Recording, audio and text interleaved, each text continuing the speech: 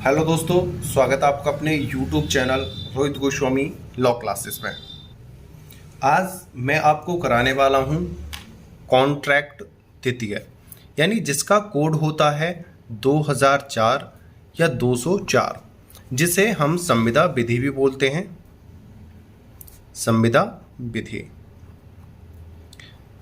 ये same second या year first में आता है आपका, ठीक है। कॉन्ट्रैक्ट हम ज़्यादा बात ना करते हुए, ज़्यादा समय खराब ना करते हुए हम डायरेक्ट अपने टॉपिक पे आते हैं।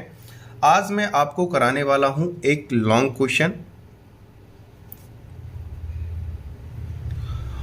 क्वेश्चन कराने वाला हूं। मॉर्निंग में आपका एग्ज़ाम है, उम्मीद करूंगा कि मैं आपको लॉन्ग क्वेश्चन शॉर्ट तरीके से समझाऊंगा, जिससे आप अपना 20 नंबर का क्वेश्चन आपको करने में आसानी होगी। यह जो क्वेश्चन है बहुत बार आपके एग्जाम में पूछा गया है, वेरी वेरी इंपॉर्टेंट क्वेश्चनों में से एक है। और यह क्वेश्चन आपकी 4 नंबर, 10 नंबर और 20 तीनों फॉर्मेट में आता है। वेरी शॉर्ट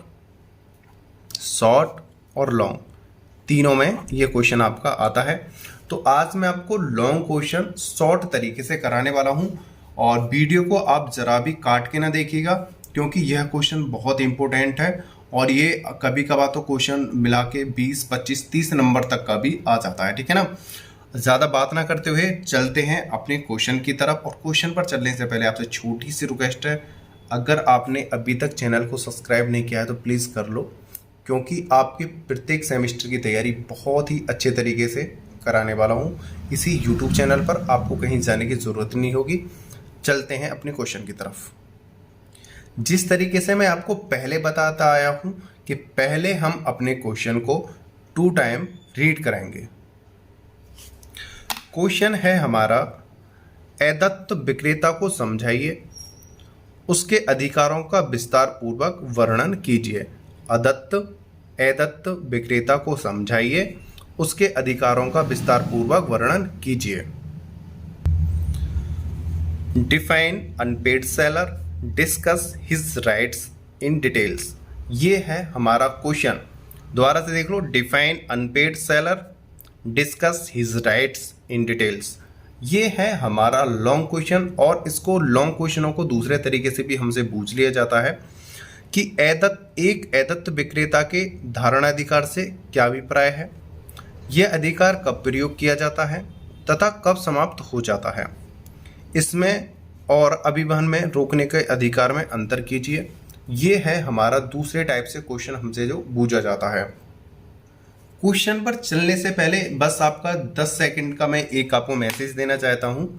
प्रत्येक वीडियो में देता हूँ, और मेरा फर्ज बनता है कि जब कोई हमसे नए स्टूडेंट जुड़े तो हर नॉलेज उनके पास जानी चाहिए। कि जब आप एग्ज़ाम में बैठे हो और एग्ज़ाम दे रहे हो, उस समय आपको ध्यान रखना है, आंसर करने से ज़्यादा इम्पोर्टेंट होता है क्वेश्चन को अच्छे से रीड करना। अगर आपने क्वेश्चन को अच्छे से 1 से 2 टाइम अच्छे से रीड करा, तो आप रीड करते करते ही अपने क्वेश्चन को अपने माइंड में सॉल्व कर लेते हो, और वो चीज़ें आपके माइंड में जो सेव हैं वो ओपन हो जाती हैं, ठीक है ना। क्वेश्चन पढ़ने का हमें पता चल जाता है कि हमसे क्या डिमांड की गई है। स्टूडेंट शुरू के ही वर्डों को पढ़कर उनका अंदाज़ा लगा लेते हैं और क्वेश्चन को अलग वे में समझ के आंसर गलत कर देते हैं। अब हम अपने आंसर की तरफ चलते हैं। देखो, ये है अदत्त विक्रेता। अदत्त विक्रेता की परिभाषा देखो, पहले मैं आपको एक एग्जाम्पल दे देता हूं अदत्त विक्रेता क्या होता है। अगर मैं आपको एक एग्जाम्पल दे दूंगा तो आप जो है आप पूरा कर दोगे। अदत्त विक्रेता, जब कोई व्यक्ति किसी अन्य व्यक्ति से कोई वस्तु खरीदता है और उस वस्तु की एवज में, उस वस्तु के बदले में वो उससे कहता है कि भाई आप मुझे कुछ धन दे दो, या आप मानो वो अनाज लेने गया किसी व्यक्ति के यहाँ पे, अनाज यानी गेहूं लेने गया, और उससे बोला कि भाई मुझे 1000 रुपये के गेहूं दे दो।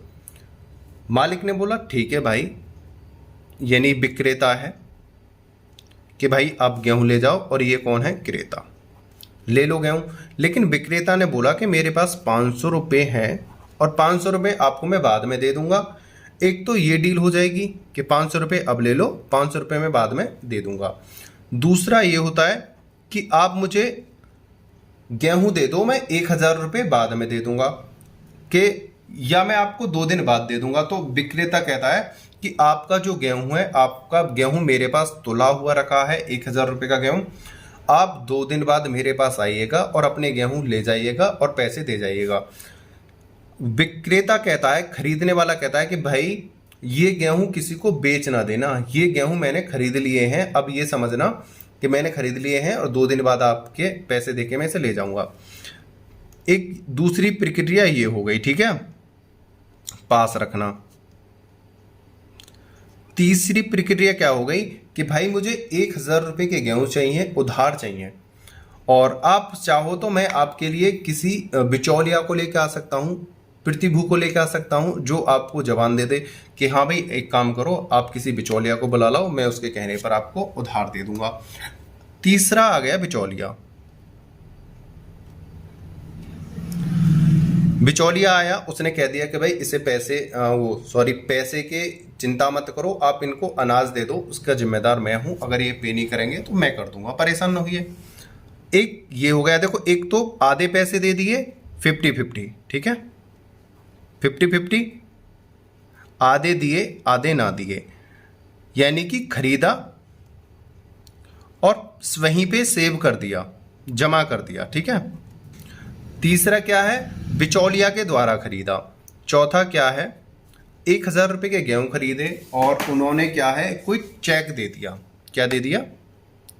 चेक दे दिया, या कोई क्रेडिट कार्ड दे दिया, या कोई और तरीका जो ऑनलाइन तरीके से जो पे करता हो, यानी इलेक्ट्रीशियन के द्वारा जो पे करता हो, और या बैंक का चेक दे दिया, या कोई और उन्होंने कोई प्रक्रिया बताई, बैंक प्रक्रिया, कि भाई चेक या बैंक के द्वारा आप ये पैसे ले लेना, ठीक है। उन्होंने 1000 रुपये का गेहूं उनको दे दिया, लेकिन वो जब चेक को भुनाने गए या बैंक के जरिए से पैसे लेने गए, वहां पे वो स्टॉप हो गए, ठीक है। बहुत से स्टाम्प पे लिखवा लेते हैं, बहुत से विनिमय पत्र पे लिखवा लेते हैं, बहुत से चेक दे देते हैं, बहुत से बैंक का अकाउंट नंबर कॉपी दे देते हैं, भाई आप ये ले जाओ, ठीक है, सिग्नेचर कर देते हैं, ठीक है, कुछ इस प्रकार से। अब ये चेक जो बाउंस हो जाता है, एक ये हो गया। एक आता है 5वें नंबर का। आप जो है, आप उनके बहुत अच्छे खरीदने वाले और बेचने वाले हो, आपस में क्रेता और विक्रेता का आपस में बहुत अच्छा संबंध है। आप जब चाहो जब माल ले जा सकते हो, और जब चाहो आप उन पे उधार करके आ सकते हो, ऐसी आपकी चल रही है। कहते हैं ना कि कभी भी उधार ले लो, कभी भी दे आओ। एक क्रेता और विक्रेता में अच्छा संबंध है, लेकिन क्या होता है कि क्रेता सामान लेके गया और वो दिवालिया हो गया। ये 5 पॉइंट बनते हैं यहाँ पे। एक तो हुआ 50-50 पैसे दे दिए, दूसरा हुआ खरीदा और सामान वहीं पे सेव कर दिया, तीसरा हुआ बिचौलिया के द्वारा, चौथा हुआ चेक वैक दिए लेकिन वो बाउंस हो गए, बेकार हो गए, या उनकी किसी कारण से, समस्या के कारण वो पास नहीं हो पाए। चौथा, 5वां है लास्ट, यानी कि जो क्रेता है वो दिवालिया हो जाए। तो अब इस स्थिति में क्या होता है, इसी स्थिति का ब्यौरा इस क्वेश्चन में दिया गया है। क्रेता ने सामान जो खरीदा है विक्रेता से, विक्रेता के आधे पैसे आ गए हैं, आधे नए आए हैं, या उसका चेक बाउंस हो गया है, या लेने या देने को खरीदने वाला दिवालिया हो गया है। इस तरह की समस्याओं का, इस तरह की सभी चीज़ों का अध्ययन करना ही अदत्त विक्रेता का अध्ययन कहलाता है ना, अदत्त विक्रेता कहलाता है। इन सभी 5 पॉइंटों की स्टडी, इन 5 पॉइंटों पे एक्सप्लेन जो होगा हमारा, जो हम एक्सप्लेन करेंगे, वो ही हमारे अदत्त विक्रेता का कार्य है। अब कार्य क्या है ये समझ लो कि अदत्त विक्रेता अपने इस फंसे हुए पैसे को किस प्रकार प्राप्त कर सकता है। एक तो यहाँ 50-50 है, इसको कैसे वापस लेके आ सकता है। दूसरा कि जो आधा जो खरीदा हुआ माल है उसी के पास सेब है, अब ना तो वो उसे बेच सकता है, ना किसी और को जवान कर सकता है, और ना वहां से पैसे आ रहे हैं, तो उसके आधार पर वो क्या करे। अब तीसरा है बिचौलिया से कैसे निपटारा करा जाए। बिचौलिया ने पहले तो सामान दिलवा दिया। अब एक है चेक, चेक तो उसने ले लिया लेकिन चेक बाउंस हो गया, ये समस्या। क्रेता दिवालिया हो गया। इन सभी से किस तरीका से अदत्त जो विक्रेता है, जो वस्तु को बेचने वाला है, वो किस प्रकार इनसे निपटेगा, इसी का सॉल्यूशन अदत्त विक्रेता के क्वेश्चन में दिया जाता है कि इन 5 स्थिति जब पैदा होती हैं तो विक्रेता किस प्रकार से उनसे निपट सकता है, किन परिस्थितियों में अपना बचाव कर सकता है, अपने माल का पैसा वापस ले सकता है। इन्हीं का अध्ययन अदत्त विक्रेता कहलाता है। ठीक है ना, और इसी को समझाएंगे। अब जब हम इस क्वेश्चन को पढ़ेंगे, एक्सप्लेन करेंगे, आपके माइंड में सारी के सारा सेव हो जाएगा। ठीक है ना, बहुत ही शॉर्ट और सिंपल तरीके से आपको समझाऊंगा। अब देखते हैं क्वेश्चन को। जितना करा रहा हूं इतना ही करके आना है, उससे ज़्यादा करने की ज़रूरत नहीं है। यहाँ पर लिखना है अदत्त विक्रेता की परिभाषा धारा 45(1) के अनुसार। धारा 45(1) के अनुसार, इसको भी मैं हाइलाइटर कर देता हूं। माल विक्रय अधिनियम के अर्थ में विक्रेता को अदत्त विक्रेता तब माना जाता है जब उसके, यहाँ पर जो उस लिख रखा है इसको करना है उसके। ठीक है,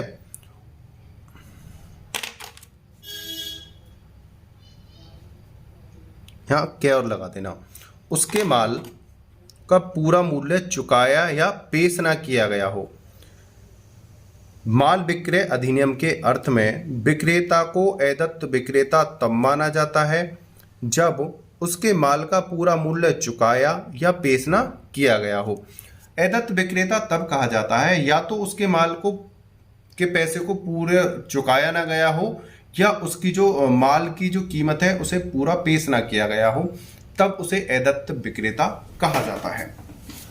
आपको सिर्फ इतना ही लिखना है वहां पे। ठीक है, आपको इस तरीके से लिखना है। देखो ऊपर ये जो चीज है ये आपको ब्लैक हेडिंग से डालनी है, जहां पे मैं अपना हाइलाइटर घुमा रहा हूं। देखो यही चीज है, ये जो तुम्हारा हो रहा है यही वाली चीज है। इसको किस प्रकार लिखना है, देखो 4-5 पॉइंटों में अलग अलग हो रहा था, आपकी सहूलियत के लिए मैंने ऐसे बना दिया है। देखो यहाँ पर ये तो आपको डालनी है हेडिंग्स। ठीक है, अदत्त विक्रेता की परिभाषा धारा 45 के अनुसार। ठीक है, और आपको ये डेफिनेशन देनी है, वहाँ पे एक्सप्लेन करना है इस प्रकार। माल विक्रय अधिनियम के अर्थ में अदत्त विक्रेता तब माना जाता है जब उसके माल का पूरा मूल्य चुकाया या पेश न किया गया हो। ये आपको डेफिनेशन वहाँ पे लिख देनी है इस प्रकार से, और ये आपको ब्लैक पेन से करना है और ये आपको ब्लू पेन से करना है। ठीक है, ये उम्मीद करता हूँ यहाँ तक आपको अच्छे से समझ में आया होगा। डेफिनेशन हो गई है, आगे चलते हैं। उसके बाद एक एग्जाम्पल डालना है, कुछ नहीं करना है, डेफिनेशन देनी है। डेफिनेशन के बाद एक एग्जाम्पल डालना है। ए अपने स्वामी बै के लिए 100 बोरी चीनी अपने व्यक्तिगत नाम से खरीदकर बै को भेजता है। बै उस चीनी के मूल्य का भुगतान करने से इनकार करता है। ऐसी अवस्था में बै और ए का संबंध स्वामी और अभिकर्ता का ना होकर, अभिकर्ता कहते हैं नौकर को, अभिकर्ता नौकर को कहते हैं, नौकर अभिकर्ता का ना होकर क्रेता और विक्रेता का है, और ए को एक अदत्त विक्रेता के रूप में क्रेता के विरुद्ध समस्त अधिकार प्राप्त हैं। इसको मैं एक्सप्लेन करता हूं और अच्छे से। ये मालिक है और यह नौकर है। मालिक ने नौकर से कहा कि 100 चीनी के कट्टे लेके आओ। ठीक है, अब ये जो नौकर है ये किसी दुकान पर गया, भाई जहां से ये सामान लेके आ रहा है, भाई वो तो नौकर ही तो लेके आ रहा है। दुकानदार के पास गया और वहां से 100 चीनी के कट्टे लेके आया, और 100 चीनी के कट्टे मालिक के घर लाके दे दिए। भाई किसकी जबान पर आए थे वहां से? नौकर की तो ही जबान पर आए हैं कि भाई 100 कट्टे दे दो, मैं कुछ देर में या कुछ दिन में आपके पैसे आपको दे दूंगा, आप परेशान ना होइए, मैं किसी का नौकर हूं और वो बहुत अच्छे मालिक हैं मेरे, वो पैसे दे देंगे, आप परेशान ना होइए, जिम्मेदारी मेरी है। इसने 100 कट्टे से दे दिए नौकर को, और नौकर ने अपने मालिक को लाकर दे दिए। नौकर ने मालिक से बोला कि सर पैसे दे दो, 100 चीनी के जो कट्टे आपके आए हैं और मैं उसे पैसे दे आऊँगा दुकानदार से जहाँ से मैं लेकर आया हूँ। मालिक ने कह दिया कि मेरे पास नहीं है, मैं नहीं दे रहा, पैसे पास नहीं है, मैं नहीं दूंगा, मना कर दिया। भाई नौकर बहुत ज़्यादा परेशान हो गया। अब यहाँ पर जो मालिक और नौकर का जो कर्तव्य है, पहले मालिक और नौकर है, ये तो उनका पहला कर्तव्य था कि इसने ऑर्डर दिया, ये अपने जवान पर नौकर ने मालिक को लाकर 100 कट्टे दे दिए। लेकिन अगर ये मालिक भुगतान नहीं करता है तो अब इन दोनों के जो संबंध है, ये तो हो गया क्रेता मालिक और ये हो गया विक्रेता।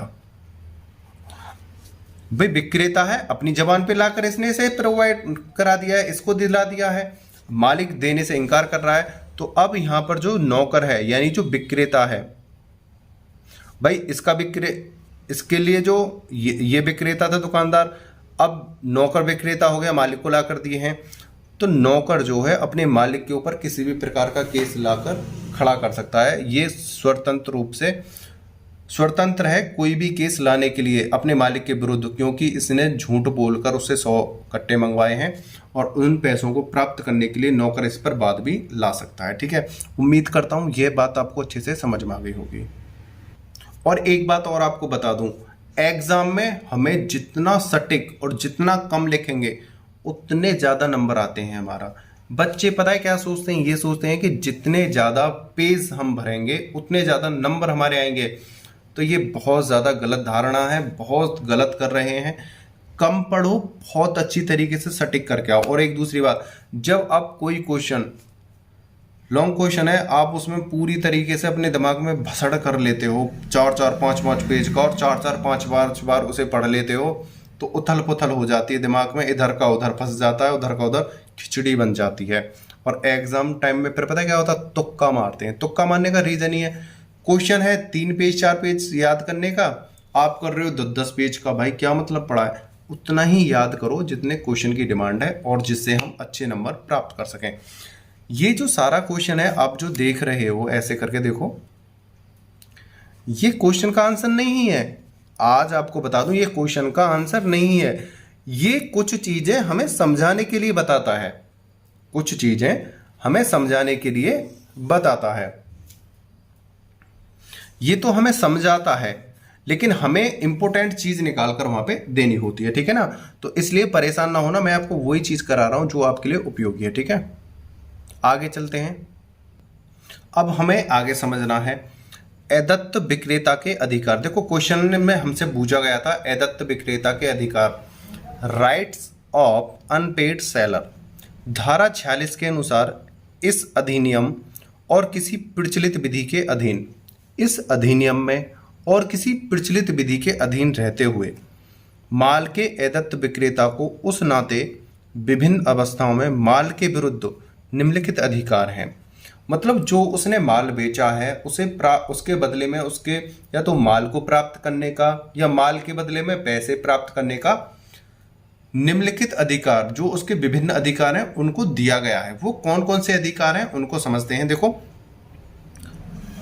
इस अधिनियम और किसी प्रचलित अधिनियम के अधीन रहते हुए माल के अदत्त विक्रेता को उस नाते विभिन्न अवस्थाओं में माल के विरुद्ध निम्नलिखित अधिकार हैं, और ये धारा 46 के अनुसार हैं। कौन कौन से अधिकार हैं, उन अधिकारों को समझते हैं। अब समझते हैं पहला अधिकार कौन सा है।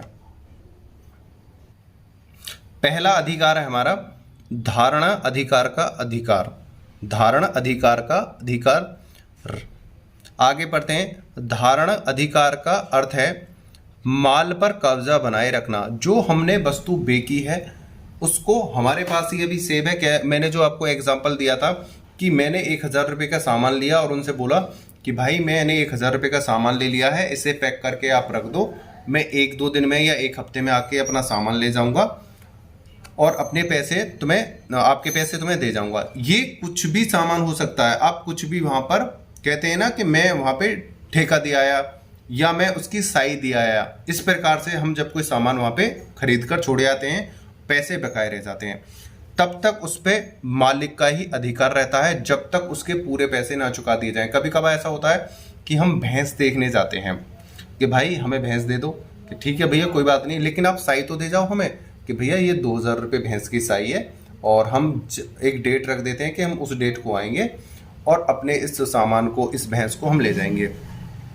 लेकिन जो विक्रेता है, जिसकी वो वस्तु है, उस पर उसका तब तक कब्जा है, कब्जा बनाए रखेगा जब तक उसके पूरे बकाए पैसे वो जो खरीदने वाला है पैसे देकर ना चला जाए। आप इसमें भैंस का भी एग्जाम्पल डाल सकते हो, किसी व्यापार का भी एग्जाम्पल डाल सकते हो, फोन, फ्रिज, बाइक, घड़ी, वॉच, किसी का भी, किताब, मकान, किसी का भी एग्जाम्पल इसमें डाल सकते हो। ठीक है ना। माल पर कब्जा बनाए रखना, धारणाधिकार एक अदत्त विक्रेता का एक माल को अपने पास तब तक धारण करने या रोकने का अधिकार है जब तक कि उस माल का मूल्य उसे चुकाया या पेश ना किया गया हो। आप इसमें अपनी तरफ से कोई एग्जाम्पल दे देना कि कोई भैंस खरीदने आया, उसकी साई दे के चला गया, लेकिन उस पर मेरा अधिकार तब तक है जब तक वो मेरी भैंस के बकाया पैसे नहीं दे सकता। कि वो मेरे फ़ोन को ख़रीदने आया, उसने 2000 रुपये दे दिए, एप्पल का फ़ोन था, लेकिन उसने अभी बकाया चुकाया नहीं है, तो वो फ़ोन मेरा अभी मेरे अधिकार में ही है। ऐसे आप फ़ोन, घर, मकान, किसी का भी एग्जाम्पल दे सकते हो और बहुत अच्छे से आपका पेपर हो जाएगा। ठीक है, आगे चलते हैं। दूसरे नंबर का जो अधिकार है, उस अधिकार को देखते हैं। मार्ग में रोक का अधिकार, रोक कर लो या रोकने का, यहाँ पे रोकना भी कर सकते हो। मार्ग में रोकने का अधिकार यानी स्टॉप करने का अधिकार। इस अधिकार को पहले मैं आपको एक एग्जांपल देके समझा देता हूं, फिर आपको जब मैं पढ़ाऊंगा तो अच्छे से समझ में आ जाएगा। ठीक है ना। सपोज करो आपने किसी व्यक्ति को भैंस दी, भैंस खरीदने आया और उसने बोला कि भाई भैंस खरीदना हूं, आपने बोला कि 1 लाख रुपए की भैंस है, उसने 10,000 रुपये आपको साई के तौर पर दे दिए, या वो आपके किसी रिश्तेदारी में है कि भाई मैं आपकी रिश्तेदारी में हूं या आपके घर संबंधी हूं, रिलेशन में हूं, आपने, या मैं आपसे अक्सर भैंस ले जाता हूं, भैंस खरीदवाता हूं आपकी, या आपका वो घनिष्ठ मित्र है, कोई भी आपका रिलेटिव हो सकता है, आपसे भैंस लेके गया और आपको पता चला कि जो व्यक्ति मेरे से अभी 1 लाख रुपए की भैंस लेके गया है उसको तो पुलिस ढूंढ रही है और वो तो आजीवन कारावास का दोषी पाया गया है। अब एक बात बताओ, जो व्यक्ति आपकी 1 लाख रुपए की भैंस आपके घर से लेके चला गया और पता चला कि वो 24 घंटे के बाद या 2 दिन के बाद या 3 दिन के बाद आपके पैसे चुका ना पाए, उससे पहले वो जेल चला जाए, आजीवन कारावास हो जाए, तो आपके 1 लाख रुपए तो मर गए ना। कौन 1 लाख रुपए देगा?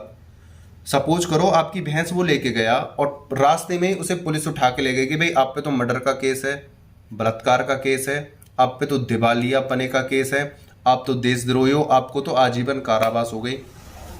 उसको जब वो भैंस लेके जा रहा था तो मालिक को पता पड़ गई कि भाई उस पर तो इस प्रकार का केस चल रहा है, अब क्या करें। तो वो उस माल को यानी भैंस को जैसे वो लेके जा रहा है तो रास्ते में रोक सकता है कि भाई भैंस छोड़ जा, आप यहाँ से जाओ, मेरा सामान मुझे वापस करो, ये रहे आपके 10,000 रुपये, मुझे अपनी भैंस नहीं बेचनी।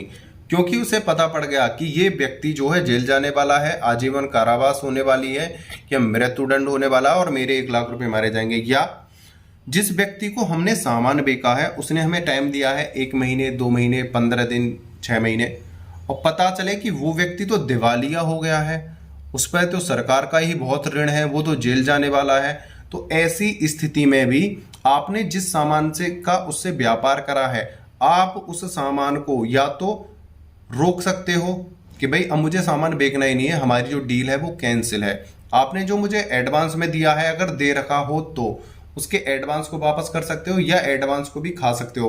क्योंकि आप इस प्रकार के दिवालिया हो, आपने मुझे पहले नहीं बताया, आपने मेरा भी व्यापार ठप्प करा दिया, मैं तो किसी और को बेचकर अपना लाभ कमा लेता अब तक। तो इस प्रकार से भी आप कर सकते हो। तो यहाँ पर यह है कि आपको पता चल जाए रास्ते में ही, बीच टाइम में ही, कि आपका सामान खरीदने वाला व्यक्ति दिवालिया है या किसी अपराध से दंडित है और उस पर गंभीर आरोप हैं और आपका पैसा जो मार में होने वाला है, तो आप अपने सामान को रोक सकते हो। ठीक है ना। तो ये इसी के ऊपर बताया गया है। अब समझते हैं पोलक और मुल्ला के अनुसार एक पोलक हैं उनके अनुसार और एक मुल्ला हैं उनके अनुसार, पोलक और मुल्ला के अनुसार मार्ग में रोक का अधिकार एक न्यायिक अधिकार है जिसका प्रयोग केवल क्रेता के दिवालियापन किया जाता है। यह न्याय और समानता के इस सिद्धांत पर आधारित है कि जब देखो रोड चलता है, बहुत ज़्यादा क्राउड होता है, बहुत ज़्यादा हल्ला होता है। दोबारा पढ़ता हूँ। मार्ग में रोक का अधिकार एक न्यायिक अधिकार है। इसका प्रयोग केवल क्रेता के दिवालियापन पर किया जाता है। यह न्याय और समानता के इस सिद्धांत पर आधारित है कि किसी व्यक्ति का माल अन्य व्यक्ति के भुगतान के प्रयोग में नहीं लाया जाएगा। जब तक कोई व्यक्ति भुगतान नहीं कर देगा उसको सामान नहीं दिया जाएगा, क्योंकि हमें पता चल गया है वो दिवालिया है या वो किसी प्रकार से अपराधी है और हमारा पैसा मार में होने वाला है, और तो हम उस माल को रोक सकते हैं।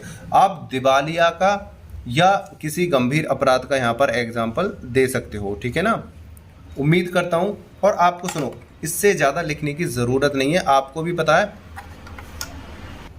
और इसी में आप एक आधा एग्जाम्पल जोड़ सकते हो जो भी आपको अच्छा सा लगे, जो आप एक अच्छी सी कहानी बना सको या कोई अच्छी सी चीज़ एक्सप्लेन अपनी तरफ से कर सको, तो आप इसमें ऐड कर सकते हो, ठीक है। और आपसे फिर कह रहा हूँ, जितना कम लिखोगे, सटीक लिखोगे, इतने ही ज़्यादा नंबर आने वाले हैं। जितनी भसड़ करोगे, उल्टा सीधा लिखोगे, तुक्का मारोगे, कुछ नहीं मिलने वाला बेटा आपको, है ना। तो चलते हैं तीसरे पॉइंट पे। इसके पे तीसरा पॉइंट जो है पुनः विक्रय का अधिकार। पुनः विक्रय का अधिकार, इसे पुनः विक्रय के अधिकार को एक बार हम समझ लेते हैं और उसी के आधार पर हम एक्सप्लेन करते हैं थोड़ा सा। सपोज करो आपने कोई वस्तु बेची, ठीक है, और सपोज करो भैंस की ही बात कर लो। आपने भैंस बेची या आपने वॉच खरीदी। सो नो, वॉच के ऊपर देते हैं एग्जांपल। आपने वॉच खरीदी, वॉच वाले के पास गए और आपने वॉच जो है 20,000 रुपये की वॉच देखी, घड़ी देखी कि सर मुझे घड़ी चाहिए। कोई नहीं कि सर मैं आपको 2,000 रुपये एडवांस में जमा करके जा रहा हूँ और इस घड़ी को, इसी वाली घड़ी को, ये मुझे पसंद आ गई है, बिल्कुल यही घड़ी, इसी को ही लेके जाऊंगा मैं, और 18,000 रुपये मैं आपके एक हफ्ता बाद दे जाऊंगा और इस घड़ी को आप किसी को बेचना नहीं, ठीक है। और एक हफ्ता के बाद अगर मैं नहीं आता हूं तो आप जो चाहो वो कर लेना, ठीक है। अब जो दुकानदार है उसने 2,000 रुपये अपने पास रख लिए और उसकी प्रतीक्षा करता है एक हफ्ता तक। एक हफ्ता बाद वो नहीं आता है। वो सोचता है चलो किसी कारणवश वो नहीं आ पाया होगा, तो वो 1-2 दिन और वेट कर लेता है। 1-2 दिन वेट करने के बाद वो फिर भी नहीं आता है, तो वो उसको एक सूचना देता है कि भाई आपने 2,000 रुपये जमा करे थे और आप अपनी घड़ी को लेने नहीं आ रहे हो, क्या करा जाए। उसका फिर भी कोई जवाब नहीं आता है। तब जो घड़ी का मालिक है उस घड़ी को दोबारा से किसी अन्य व्यक्ति को बेचने के लिए स्वतंत्र हो गया। कि पहले तो उसने सूचना दे दी कि भाई वो टाइम देखा पूरा कि भाई एक हफ्ते के अंदर आ जाए, और 1-2 दिन उसने एक्स्ट्रा भी देखा। फिर उसे सूचना दी कि भैया जो आपने सामान घड़ी जो खरीदी है आप इसे लेने क्यों नहीं आ रहे हो। उसका फिर भी कोई जवाब नहीं आता है। तो यहाँ पर जो विक्रेता है, घड़ी का जो मालिक है, उस घड़ी को दोबारा बेच सकता है, ठीक है ना। उसको पूरे अधिकार हैं। और ये जो अधिकार है धारा 54(2) में दिया गया है, ठीक है। अदत्त विक्रेता का तीसरा महत्वपूर्ण अधिकार माल को पुनः बेचना है। धारा 54 निम्नलिखित अवस्थाओं में विक्रेता को ये अधिकार देती है, को फिर से बेचने का सीमित अधिकार देती है। अदत्त विक्रेता का तीसरा महत्वपूर्ण अधिकार माल को पुनः बेचना है। धारा 54(2) निम्नलिखित अवस्थाओं में विक्रेता को फिर से माल बेचने का सीमित अधिकार देती है। देखो इसके ऊपर आप कोई भी एग्जाम्पल बना सकते हो। वॉच का बना सकते हो, फोन का बना सकते हो, होम का बना सकते हो, किसी महंगी वस्तु का, वफेलो का, भैंस का बना सकते हो, या और भी आपके पास कोई और अच्छी चीज़ें हो, एसी का हो, या आप इन्वेटर बैटरा के ऊपर बना सकते हो, या आप ज़मीन के ऊपर बना सकते हो, या किसी लोन के ऊपर बना सकते हो, या आप दुकान के किसी सामान के ऊपर, ठेकेदारी के ऊपर, कुछ भी बना सकते हो। आपके पास बहुत सारे ऑप्शन होते हैं, ठीक है ना। पॉइंटों को पकड़ो, उसके आधार पर चलना है। पॉइंट पकड़ो, उसके आधार पर चलना है, ना कि हमें पागलों की तरह रट्टम रट्टा करनी है, क्योंकि हमें आगे जाके केस भी लड़ने हैं, हमें पीसीएसए की तैयारी करनी है, एपीओ की तैयारी करनी है, हमें एक्सप्लेन करना है चीज़ों को, हमें रट्टम विद्या नहीं करनी है, समझना है, ठीक है। इसके आधार पर अब आपसे अगर कोई कहे तो आप 100 एग्जाम्पल दे सकते हो, अपने माइंड से ही दे सकते हो, है ना। तो हमने आपको गाड़ी सड़क बना के दे दी है, आप इस पर कितनी भी रफ्तार से अब गाड़ी दौड़ा सकते हो। हमने आपको एक्सप्लेन कर दिए हैं तीनों अधिकार। इस पे आप में दम होना चाहिए। आप 2-2 एग्जाम्पल डालो, 3-3 डालो, 4 पेज का करो, 5 पेज का करो, 6 पेज का करो, ये आपके ऊपर डिपेंड करता है। इससे ज़्यादा इसमें लिखने की कोई ज़रूरत नहीं है। एग्जामिनर आपसे कुछ भी पूछे, कुछ भी, इतना ही लिख के आना भाई मेरे, है ना। और एक आपको छोटा सा काम क्या कर देना है, निष्कर्ष ओनली। देखो, एक महान व्यक्ति थे, उन्होंने एक बात बोली थी, आज मैं आपके साथ बोलता हूं कि जीतने वाले कोई अलग कार्य नहीं करते, जीतने वाले कोई अलग कार्य नहीं करते, लेकिन हर कार्य को अलग ढंग से करते हैं। दोबारा सुन लो, जीतने वाले कोई अलग कार्य नहीं करते, लेकिन हर कार्य को अलग ढंग से करते हैं। तो उसी प्रकार आप एक जीतने वाले व्यक्ति बनिए। जब आप मेरे से जुड़ गए हो तो मैं आपको उस रास्ते पर लेके जाऊंगा, कम मेहनत और ज़्यादा फायदा, और दिमाग में हमेशा के लिए सेव रहे चीज़ें। उसके बाद हमें एक छोटा सा निष्कर्ष दे देना। आप भी एक बात बताओ, 3 पॉइंट हैं, तीनों के एक एक एग्जाम्पल दोगे, 3 पेज भर गए, 1 पेज डेफिनेशन में भर गया, 4 पेज भर गए, 5वां पेज निष्कर्ष में भर दो। कितना भरोगे भैया, कितना याद रख सकते हो आप, अपने माइंड से सोचो। हाफ पेज आपका यहाँ पे भर जाएगा, ठीक है। हाफ पेज यहाँ पे 1 पेज हो गया। उसके बाद आप ये चीज़ लिखोगे, उसके बाद ये, और इसका एक एग्जाम्पल दोगे, 2 पेज हो गए। फिर एक इसको लिखोगे, फिर इस एग्जाम्पल हो गए, 3 पेज हो गए। फिर इसको लिखोगे, एक एग्जाम्पल दोगे, 4 पेज हो गए। और उसके बाद एक निष्कर्ष दोगे। भाई और कितना लॉन्ग क्वेश्चन करोगे। बच्चे क्या करते हैं, एक तरफ से रटते हैं, भाई क्यों ज़रूरत है। अब इसका निष्कर्ष देखते हैं। संक्षेप में हम कह सकते हैं कि माल की संपत्ति क्रेता को अंतरित हो जाने के बावजूद भी कानून एदत्त विक्रेता के हित को धारणाधिकार अभिवहन में रोकने तथा पुनः विक्रय के अधिकारों द्वारा सुरक्षित रखने का प्रयत्न करता है। यहाँ पर इसे समझते हैं, सिर्फ इतना सा। संक्षेप में हम कह सकते हैं कि इसे अभी बता दूंगा, और देखो निष्कर्ष।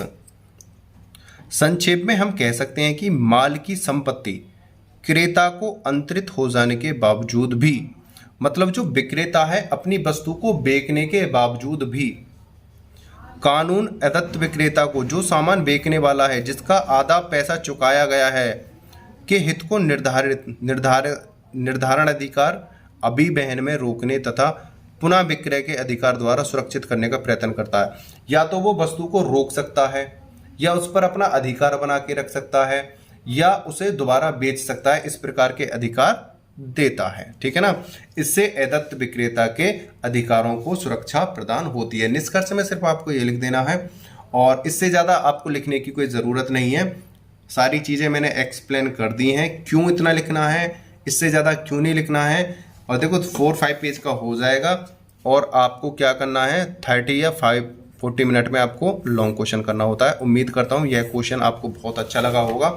अगर आपकी समझ में आया है और आपको क्वेश्चन अच्छा लगा है तो आप कमेंट करके हमें बताइएगा, और वीडियो को लाइक शेयर एंड सब्सक्राइब करो, और बेल आइकन घंटी को दबा लो, जिससे कि आपकी और भी कोई वीडियो आएंगी आपको पता चल जाएगा। वीडियो को अंत तक देखने के लिए धन्यवाद। टेक केयर, बाय बाय, जय हिंद, जय भारत।